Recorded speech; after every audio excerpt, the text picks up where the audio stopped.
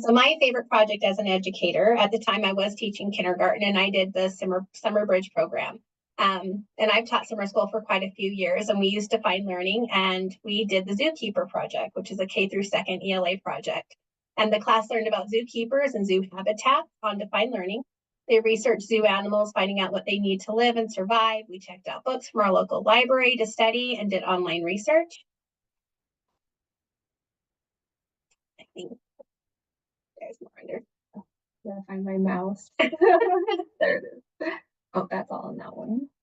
And so we had skills perform were informational, writing, research, science. Standard was living things and their surroundings, and speaking and listening skills were worked on with this project.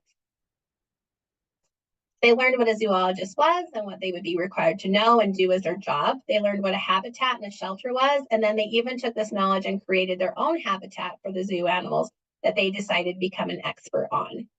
So this is the front of our zoo that they were able to paint with the window paints.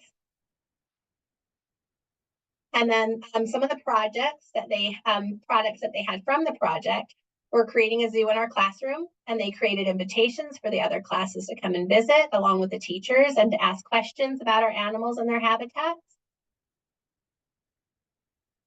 They had a life-size cutout drawing of them as a zookeeper and everything they'd need to perform their job, as you can see in the middle there. And we made a list of questions for some of our visitors to ask our zookeepers.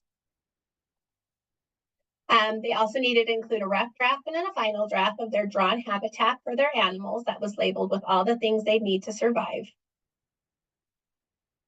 And here are zookeepers getting ready to teach our visitors all about their animals and habitats.